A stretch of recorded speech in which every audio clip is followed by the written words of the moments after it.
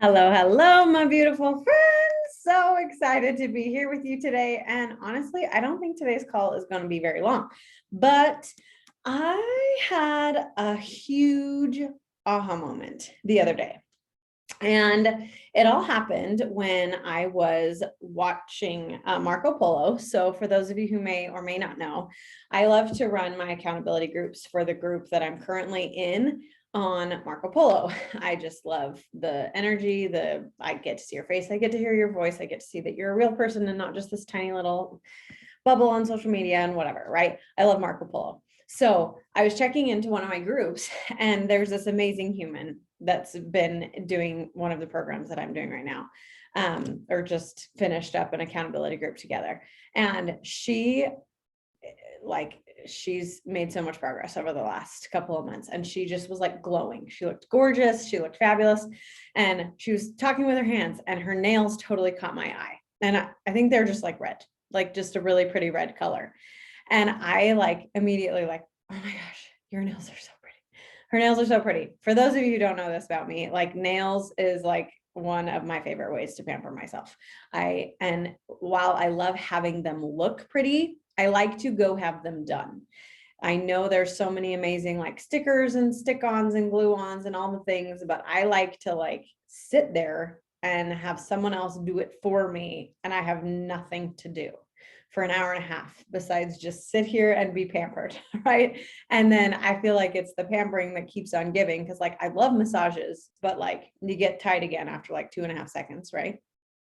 But like nails are like the gift that keeps on giving, because I get an hour and a half to myself, right? And then like I get to enjoy the prettiness of them for like 2 weeks-ish, right? So I really love having my nails done, like probably more than any normal human should like having their nails done. And I was looking at her nails and was like, ooh, those are pretty. I like them. And they're like literally just red. And I had this like thought that just like immediately came to me, which like I don't think it was my own. I really don't, because it was too profound to come from me. But I had the thought of like, well, Bryn, why don't you ever allow yourself to just do like a plain basic one simple color? And because I always love the look of that. Like when like my girl Steph, she just has like one really pretty like dark burgundy-ish color on her nails. And I'm like, ooh, that just looks so classy. That looks so good. Or I see this girl Brie on our Marco Polo, like, oh, she just has red, like that looks so pretty, looks so good. Okay, but then when Bryn goes to get her nails done, I can't just do one color. Like never. Like I don't think I've ever done that. It's always been like a French manicure, or it's been like this one is different and the other ones, right? Or they're a solid color, but then they're sparkly, either on the top or the bottom, or there's something like this where it's like an ombre, right? I've never just had like a single color on my nails. Okay. And this is about to get to the point where it's like profound. Okay. And I had this thought of like, well, Bryn, it's because you don't feel like anything you ever do can be quite good enough. You always have to do a little extra. And it was one of those like, what do you mean? And then it like really like started twisting and like daggering in my heart. And I was like, no, that's 100% spot on. And pretty much like my mind just started racing and reeling around. Like there's so many examples in my life where the basic isn't good enough. Like I either have to go crazy all in or nothing at all. And basic is not okay. It's not okay. And I'm sure that there's a lie somewhere buried deep inside of me, right? But it made me think about like even just that simple example of my nails. Okay. So the next time I go to get my nails done soon, you better believe I'm gonna get one color, one color. And but I also a week and 2 days ago now, I flew to Idaho to get certified in a new fitness format. It's not new, but new to me. And it's called High Fitness. Okay. And when I go to high fitness, I love it. Okay. And I have always been a jumper. Even as a mom of 3, like I love to jump. Yes, I pee a little or sometimes a lot, but I still love to jump. And I would turn, and you guys know this, like Shanti is one of my favorite trainers ever. I love cardio. I love cardio. I love cardio. And I love like the really hard cardio. And high fitness incorporates, it's like Shanti and Shalene Johnson had a baby, and it's like dance meets plyometrics, and it is like everything. Okay. I love it so much. And I love the Beachbody workouts that help me get stronger so that I can slay my workout. And high fitness, I love Beachbody supplements so that I can slay my high fitness workout. Like I love it all. Right. And I'm so thankful. But I like to go bigger. I like to go bigger. Right. So there's these tracks, and I promise this has a point. There's these tracks in high fitness called cardio. And then there's these tracks in high fitness called cardio push. Okay. And cardio push is like a hit. And there's tuck jumps, star jacks, burpees, whatever, all the things. And your girl Bryn likes to turn cardios into cardio pushes, even though that's not how high fitness wrote it. That's not how it's choreographed. That's just how Bryn likes to do it. If everybody else is doing a jumping jack, no, that's not good enough for Bryn. I need to do an air jack. If everybody else is just doing high knees, my knees need to be up to my chin, and everybody else can just have theirs down and whatever, right? And so having this aha moment with my nails on Saturday, I had that again, like, oh, and remember, now that I'm an instructor for high fitness, they were like, no, like you're not doing that anymore. I don't care if you like to do that. You can't do that anymore because that's not the high fitness way. And now that you're an instructor, people will look to you for the choreography and stuff. You have to represent what we're really about, right? And they want to help people have the energy to slay their cardio push. And I've noticed the last week when I went to high fitness twice last week that I actually had more energy to slay the cardio push because I wasn't making all of the cardio tracks pushes as well, right? So it's fine. So it was designed intentionally. And guess what? It was more effective the last 2 times, right?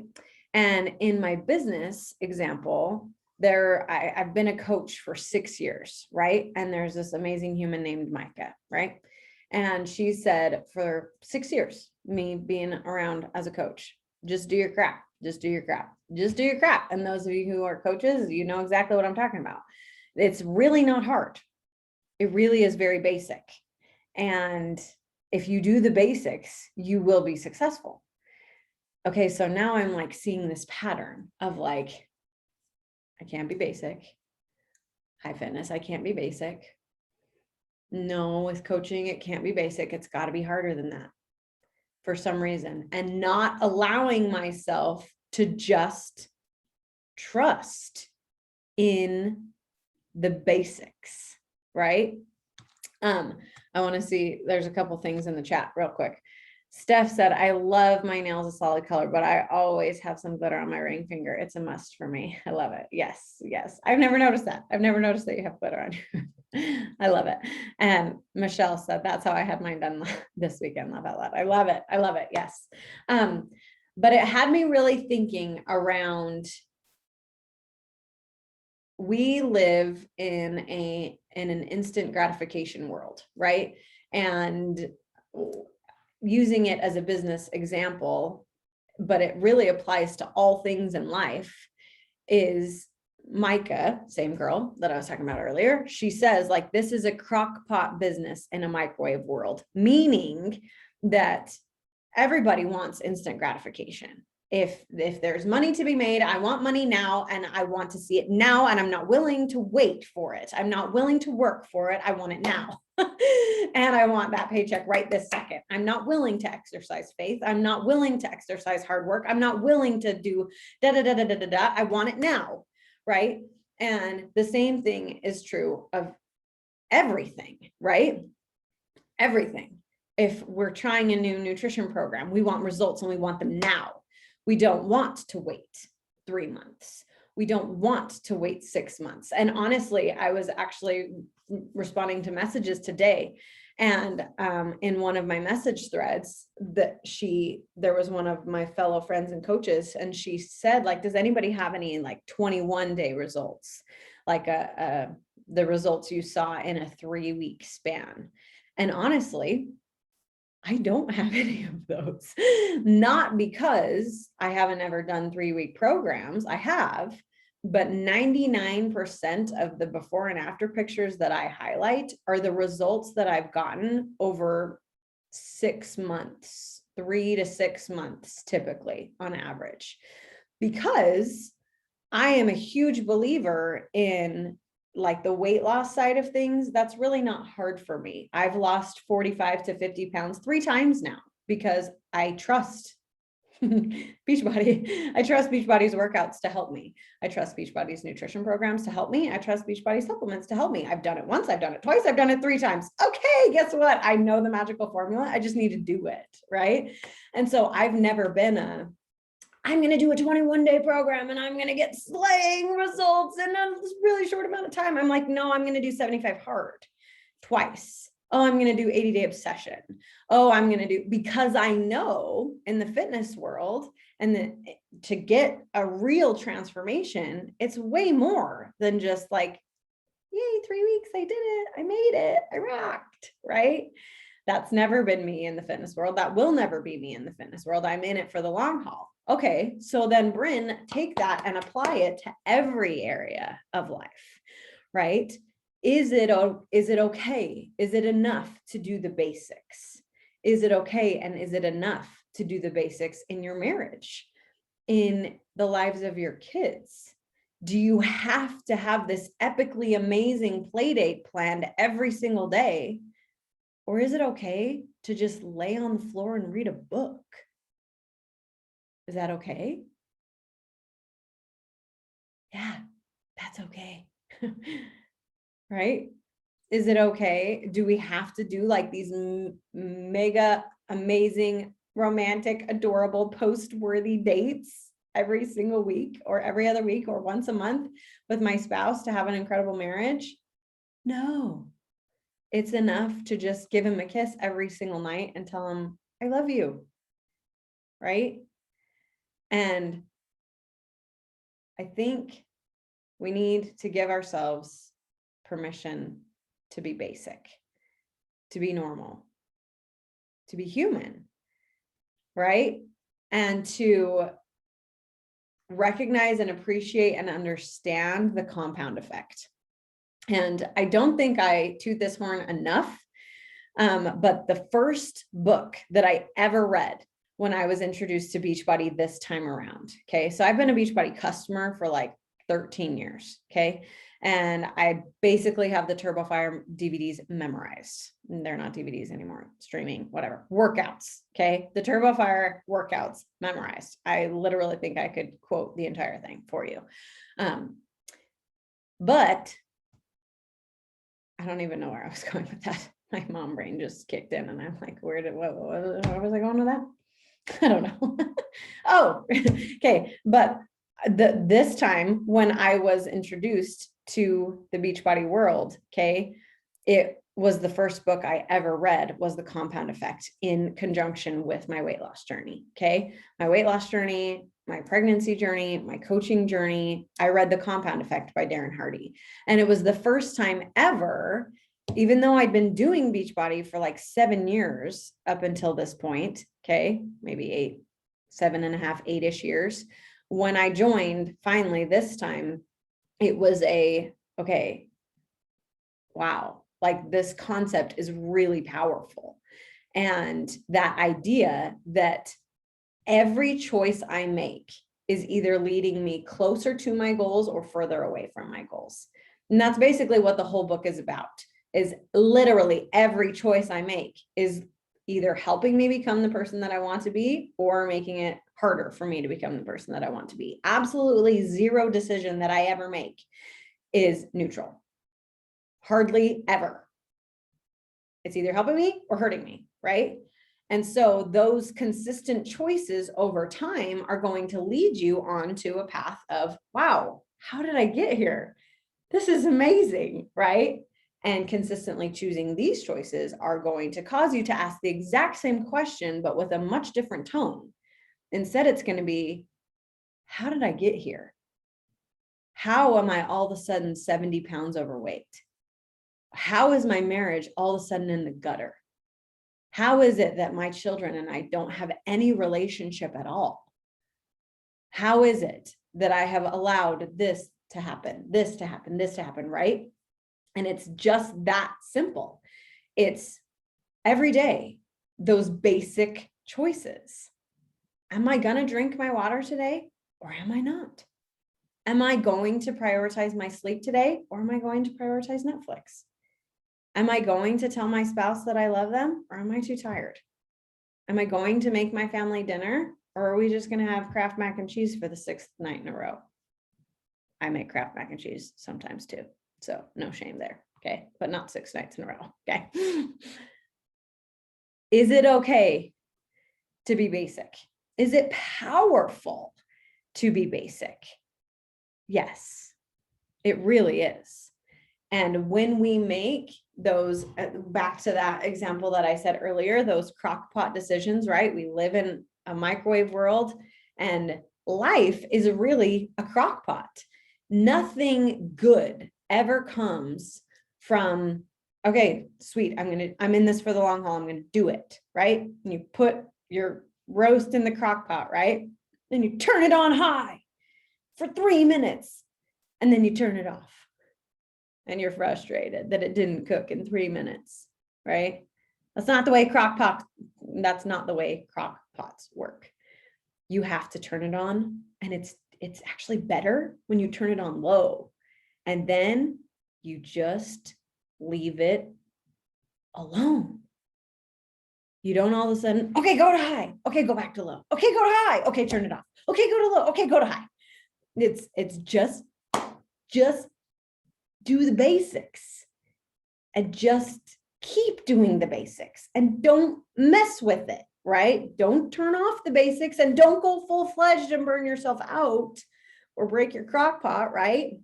Just stay basic and keep doing the basics, right?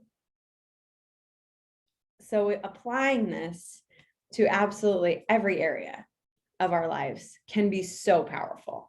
And I had this really huge aha moment on Saturday as I was like checking into this Marco Polo, right? And I had just last month, July, we went to Summit. We went to Florida, and I bought a book for all of my coaches that were there with me.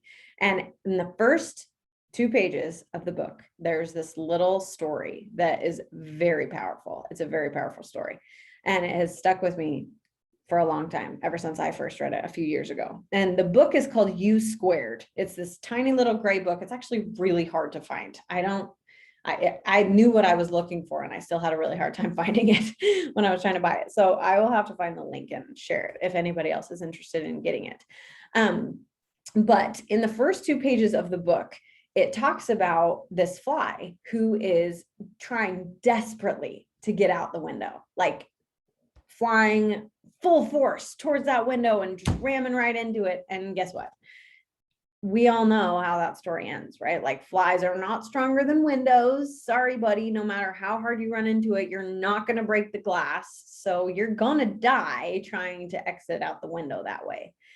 But if the fly would just change course, the door is open like 3 feet away.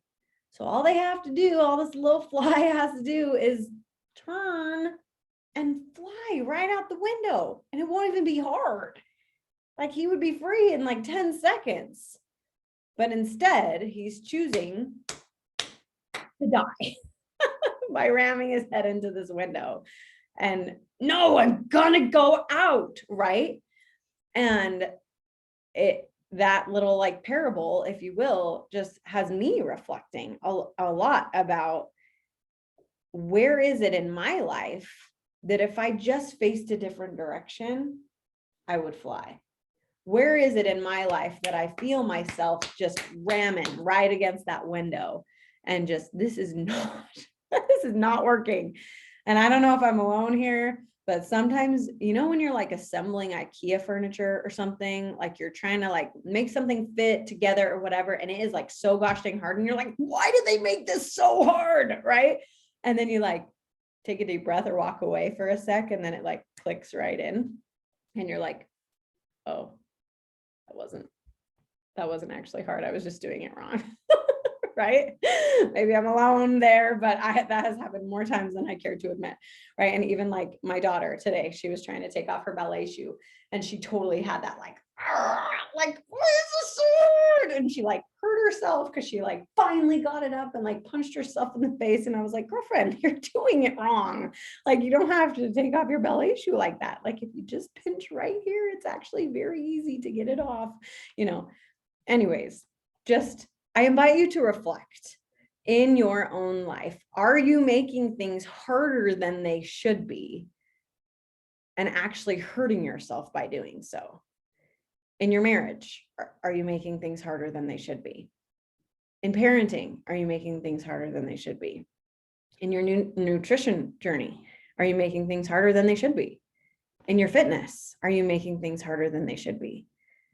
And in your personal development, in your growth, and in your to-do lists. I don't know about you guys, but there's been so many times where I'm like, oh my gosh, I'm so overwhelmed by all I have to do today. And then I like literally sit down and like, okay, I'm just going to brain dump. I'm going to get it all out there so that it can be out of my head and I can make a plan of action and like actually do it. And then I like write down the things that I have to do. And there's like 2 things that I'm like, why am I so overwhelmed by this? And I think it's because one of those things is just weighing really heavy on me. It feels really hard. It feels really heavy. It feels like it's going to take a whole bunch of time. But when I actually sit down and look at it on paper, I'm like, I could bust that out in like 10 minutes. Like, all right, 5, 4, 3, 2, 1, let's go. Right?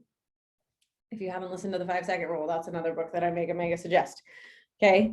So a couple of tangible takeaways with you to leave with you. Okay.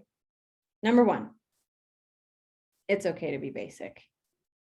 Number 2, don't make life harder than it should be. Okay.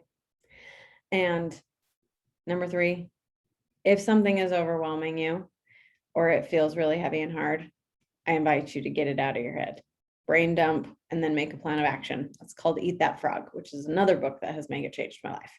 Okay. Michelle in the chat said, on my way to get my water, laugh out loud. Thanks for the reminder. I love it. And she also said, food tastes so much better when it's cooked in the crock pot. Basic can taste delicious too. Amen. Amen. And sometimes those basic meals, like, I don't know about you guys, but like back to the dinner analogy, but sometimes I actually prefer the dinners that are like, yeah, I was nice. I got that made quickly. It was delicious and we had some veggies with it, we had some fruit with it or whatever. Those are my favorite meals, because when I'm making this really complex, delicious meal, is it delicious? Yes, but it's not necessarily worth it if I turned into Momster because I'm trying to get the recipe right. Right.